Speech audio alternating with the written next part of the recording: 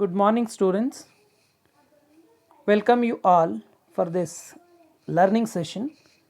In this session, we are going to solve a 15 marks problem on marginal costing.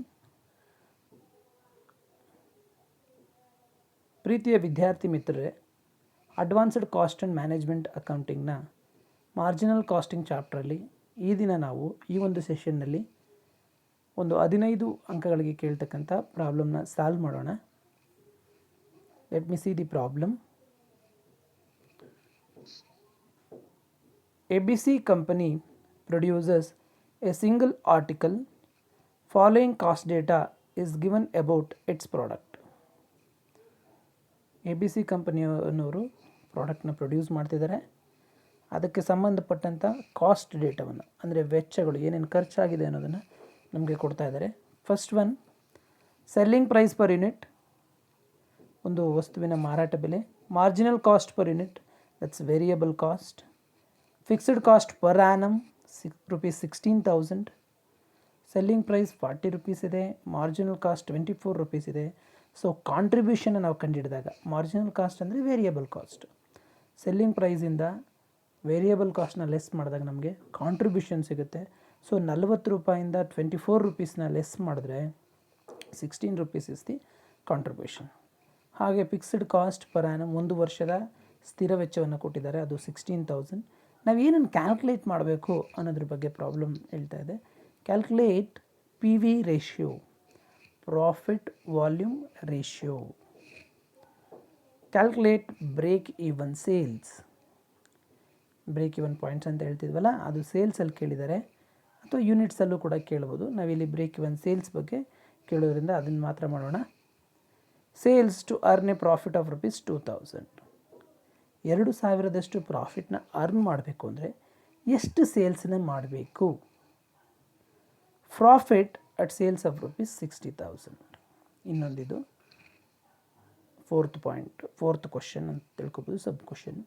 ಇಲ್ಲೇನು ಹೇಳ್ತಾ ಇದ್ರಪ್ಪ ಅಂದರೆ, ನಿಮ್ಮ sales 60,000 ಇದ್ದರೆ ಪ್ರಾಫಿಟ್ ಎಷ್ಟಾಗುತ್ತೆ?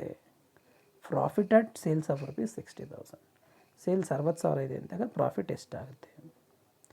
New break even sales if price is reduced by 40%. New break even ಪಾಯಿಂಟನ್ನು ಕಂಡುಹಿಡಿಬೇಕು. Break even ಸೇಲ್ಸನ್ನು price reduce ಆಗ್ತಿದೆ. ನೀವು ಸೆಲ್ಲಿಂಗ್ ಪ್ರೈಸ್ ಪರ್ ಯೂನಿಟ್ನ ನೋಡಿದಾಗ ಎಷ್ಟಿದೆ?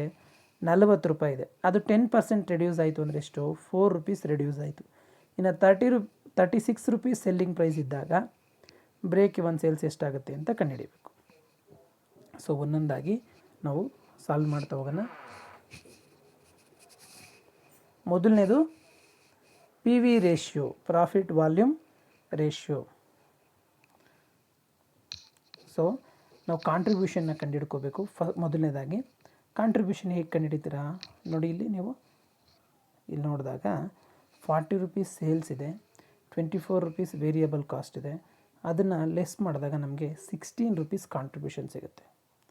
16 rupees ಏನಾಗುತ್ತೆ? ಕಾಂಟ್ರಿಬ್ಯೂಷನ್ ಸಿಗುತ್ತೆ. 16 divide by 40, contribution divide by sales ಮಾಡಿದಾಗ ಸೊ ನಮಗೆ 40% PV ರೇಷಿಯೋ ಸಿಗುತ್ತೆ. ನಮಗೆ 40% PV ರೇಷಿಯೋ ಸಿಕ್ತು. ಹಾಗೆ ಬ್ರೇಕ್ ಈವನ್ ಸೇಲ್ಸನ್ನು ಕಂಡುಹಿಡಿಯಬೇಕು. ಬ್ರೇಕ್ ಈವನ್ ಸೇಲ್ಸ್ ಹೇಗೆ ಕಂಡುಹಿಡಿಯೋದು? ಬ್ರೇಕ್ ಈವನ್ ಸೇಲ್ಸ್ ಕಂಡುಹಿಡಿಯೋದಕ್ಕೆ ನಮಗೆ ಫಿಕ್ಸ್ಡ್ ಕಾಸ್ಟ್ ಅವಶ್ಯಕತೆ ಇದೆ. ಕೊಟ್ಟಿದ್ದಾರೆ ಫಿಕ್ಸ್ಡ್ ಕಾಸ್ಟನ್ನು ಅಲ್ವಾ? ಫಿಕ್ಸ್ಡ್ ಕಾಸ್ಟನ್ನು ಕೊಟ್ಟಿದ್ದಾರೆ. ಎಷ್ಟು ಫಿಕ್ಸ್ಡ್ ಕಾಸ್ಟು? 16,000. ಫಿಕ್ಸ್ಡ್ ಕಾಸ್ಟ್ ಎಷ್ಟು? 16,000. ಈ ಬ್ರೇಕ್ ಈವನ್ ಸೇಲ್ಸ್ ಬಗ್ಗೆ ನಾವು ನೋಡಿದಾಗ ಏನಿದು ಬ್ರೇಕ್ ಈವನ್ ಸೇಲ್ಸ್ ಅಂದರೆ? ಬ್ರೇಕ್ ಈವನ್ ಪಾಯಿಂಟ್ಸ್ ಅಥವಾ ಬ್ರೇಕ್ ಈವನ್ ಸೇಲ್ಸ್ ಅಂದರೆ break even points where sales revenue equals to cost. ನಮ್ಮ ಸೇಲ್ಸ್ ರೆವಿನ್ಯೂ ಏನಿರುತ್ತೆ ಅದು ಯಾವುದಕ್ಕೆ ಈಕ್ವಲ್ ಆಗಿರುತ್ತಪ್ಪ ಅಂದರೆ ಕಾಸ್ಟ್ಗೆ ಈಕ್ವಲ್ ಆಗಿರುತ್ತೆ. ನಾವಿಲ್ಲಿ ನೋಡಿದಾಗ ಅಂದರೆ ನೀವು ಸೇಲ್ಸ್ ರೆವಿನ್ಯೂ 1 ಲಕ್ಷ ಬಂದಿರುತ್ತೆ, ನೀವು ಖರ್ಚು ಮಾಡಿರೋದು ಕೂಡ 1 ಲಕ್ಷ ಆಗಿರುತ್ತೆ. ಅಂಥ ಸಿಚುವೇಷನ್ನ ಬ್ರೇಕ್ ಈವನ್ ಪಾಯಿಂಟ್ ಅಂತ ಕರಿತೀವಿ. ಅಂದರೆ ನಿಮಗೆ ಲಾಭವೂ ಆಗಿಲ್ಲ, ನಷ್ಟವೂ ಆಗಿಲ್ಲ. ನೀವು ಖರ್ಚು ಮಾಡಿದ್ದು 1 ಲಕ್ಷ, ನಿಮಗೆ ಬಂದಂಥ ಸೇಲ್ಸ್ ರೆವಿನ್ಯೂ, ಮಾರಾಟದಿಂದ ಬಂದಂಥ ಆದಾಯ 1 ಲಕ್ಷ. ಈ ಥರ ಸಿಚುವೇಷನ್ನ ನಾವೇನಂತ ಕರಿತೀವಪ್ಪ ಅಂದರೆ break even point, no loss no profit situation ಅಂತ ಕರಿತೀವಿ. ಇಲ್ಲಿ ನೋಡಿ, sales into P V ratio equals fixed cost ಅಂತ ಹೇಳ್ತಾ ಇದ್ದಾರೆ. ಅಂದರೆ ಬ್ರೇಕ್ ಇವನ್ ಸೇಲ್ಸ್ ಅನ್ನೋದು sales into P V ratio ಆಗುತ್ತೆ. At break even sales contribution is equal to fixed cost. Contribution ಅನ್ನೋದು ಕೂಡ ಏನಾಗುತ್ತೆ, ಫಿಕ್ಸ್ಡ್ ಕಾಸ್ಟ್ಗೆ ಈಕ್ವಲ್ ಆಗಿರುತ್ತೆ. ಯಾಕಂದರೆ ಸೇಲ್ಸಿಂದ ವೇರಿಯಬಲ್ ಕಾಸ್ಟ್ನ ಲೆಸ್ ಮಾಡಿದಾಗ ಕಾಂಟ್ರಿಬ್ಯೂಷನ್ ಬರುತ್ತೆ. ಆ ಕಾಂಟ್ರಿಬ್ಯೂಷನ್ ಮತ್ತು ಫಿಕ್ಸ್ಡ್ ಕಾಸ್ಟ್ ಈಕ್ವಲ್ ಆಗಿದ್ದಾಗ ಮಾತ್ರ ನಮಗೆ ಪ್ರಾಫಿಟೂ ಇಲ್ಲ ಲಾಸೂ ಇಲ್ಲ, ಆ ಸಿಚುವೇಷನ್ ಬರುವಂಥದ್ದು. ಸೊ ಇಲ್ಲಿ 16,000 ಫಿಕ್ಸ್ಡ್ ಕಾಸ್ಟ್ ತೊಗೊಂಡಿದ್ದಾರೆ, ಹಾಗೆ ಪಿ ವಿ ರೇಷಿಯೋ 40% ತೊಗೊಂಡಿದ್ದಾರೆ. 16,000 ಫಿಕ್ಸ್ಡ್ ಕಾಸ್ಟ್ ತೊಗೊಂಡಿದ್ದಾರೆ, ಹಾಗೆ 40% ಪಿ ವಿ ರೇಷಿಯೋನ ತೊಗೊಂಡಿದ್ದಾರೆ. ಅದನ್ನು ಮಾಡಿದಾಗ 40,000 ಬರುತ್ತೆ. ಅದನ್ನು ಯೂನಿಟ್ಸಲ್ಲಿ ಹೇಗೆ ಮಾಡೋದು, ಬ್ರೇಕ್ ಇವನ್ ಪಾಯಿಂಟ್ಸನ್ನು ಯೂನಿಟ್ಸಲ್ಲಿ ಕೂಡ ಮಾಡಿದ್ದೀವಿ. ಬ್ರೇಕ್ ಇವನ್ ಪಾಯಿಂಟ್ಸ್ ಯೂನಿಟ್ಸಲ್ಲಿ ಹೇಗೆ ಮಾಡೋದು ಅಂದರೆ 40,000 ಡಿವೈಡೆಡ್ ಬೈ 40. ಏನಿದು 40? Selling price per unit. ಒಂದು ಯೂನಿಟ್ನ ಸೇಲ್ ಮಾಡೋದಕ್ಕೆ ಎಷ್ಟಾಗುತ್ತೆ ಅದು. ಸೊ 1,000 ಯೂನಿಟ್ಸ್ ಆಗುತ್ತೆ. ನೀವು 1,000 ಯೂನಿಟ್ಸನ್ನು 40 ರೂಪಾಯಲ್ಲಿ ಸೇಲ್ ಮಾಡಿದಾಗ ಆವಾಗ ನಿಮಗೇನಾಗುತ್ತೆ, ಬ್ರೇಕ್ ಇವನ್ ಪಾಯಿಂಟ್ ಅನ್ನೋದು ಸಿಗುತ್ತೆ ಅಂತ ಹೇಳ್ತಾ ಇದ್ದಾರೆ. ಹಾಗೆ the sales to earn a profit of ₹2,000. ನೀವು 2,000ದಷ್ಟು ಪ್ರಾಫಿಟ್ನ ಅರ್ನ್ ಮಾಡಬೇಕು ಅಂದರೆ, if you want to earn a profit of ₹2,000, what is the level of sales? ಎಷ್ಟು ಸೇಲ್ಸ್ನ ಮಾಡಬೇಕು ಅಂತ ಕ್ವಶನ್ ಇಲ್ಲಿ. So sales into P V ratio equals to fixed cost plus profit.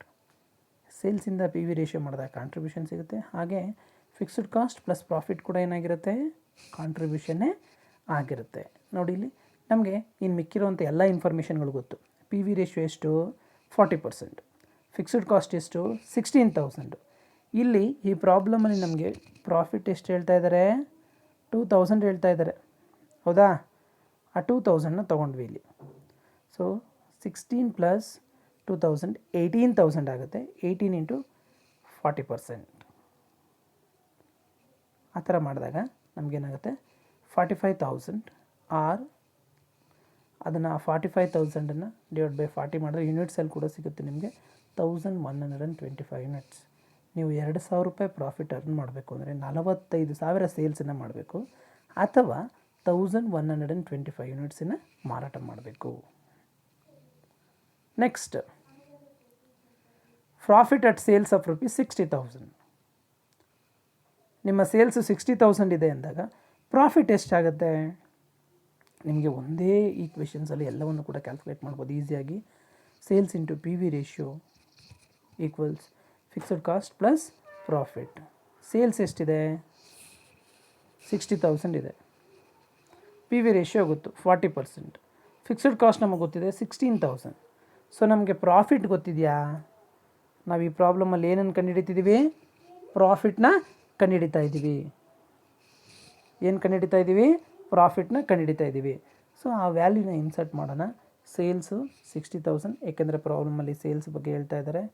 60,000 ಇದೆ, ಹಾಗೆ ಪಿ ವಿ ರೇಷಿಯೋ 40%. 60,000 ಇಂಟು 40% ಮಾಡಿದಾಗ 24,000 ಬರುತ್ತೆ. ಇನ್ನೊಂದು ಕಡೆ ಫಿಕ್ಸ್ಡ್ ಕಾಸ್ಟು 16,000 ಇದೆ, ನಮಗೆ ಪ್ರಾಫಿಟ್ ಮಾತ್ರ ಗೊತ್ತಾಗಬೇಕು. ಸೊ 24,000ಅಲ್ಲಿ 16,000ನ ಲೆಸ್ ಮಾಡಿಕೊಂಡಾಗ ಇನ್ನು 8,000 ರುಪೀಸು ಪ್ರಾಫಿಟ್ ಬರುತ್ತೆ. ಅಂದರೆ ಪ್ರಾಫಿಟ್ ಅಟ್ ಸೇಲ್ಸ್ ಆಫ್ ₹60,000 ಅಂದಾಗ ನೀವು 60,000ದಷ್ಟು ಸೇಲ್ಸನ್ನು ಮಾಡಿದಾಗ your profit is 8,000. New break even sales if sales price is reduced by 10%. New break even ಸೇಲ್ಸನ್ನು ಕಂಡುಹಿಡಿಬೇಕು. ನಿಮ್ಮ ಸೇಲ್ಸ್ ಪ್ರೈಸು ರೆಡ್ಯೂಸ್ ಆದಾಗ, new sales price so 40 rupees ಇದ್ದಿದ್ದು 4 ರೂಪೀಸ್ ಲೆಸ್ ಆದರೆ ಎಷ್ಟಾಗುತ್ತೆ, 36 ಆಗುತ್ತೆ. Sales is 36, marginal cost is 24, contribution is 12 rupees. So ಹೊಸದಾಗಿ P V ratio contribution divide by sales 12 divided by 36 into 100. So ನಮಗೆ ಪಿ ವಿ ರೇಷಿಯೋ ಎಷ್ಟಾಗುತ್ತೆ, 33.33. ಅದನ್ನು ಮತ್ತೆ ನೋಡಿದ್ರೆ sales into P V ratio equals to fixed cost. Sales into 33.33% equals 16,000. ನಮಗೆ sales ಎಷ್ಟಪ್ಪ ಅಂದರೆ 48,000 ಆಗುತ್ತೆ. Thank you students. ಅರ್ಥ ಆಗಿದೆ ಅಲ್ವಾ? ನಿಮಗೆ ಪ್ರೀವಿಯಸ್ ವೀಡಿಯೋಸ್ಗಳನ್ನ ನೋಡಿದಾಗ ನಿಮ್ಗೆ ಈಸಿಯಾಗಿ ಇದು ಅರ್ಥ ಆಗುತ್ತೆ. Thank you.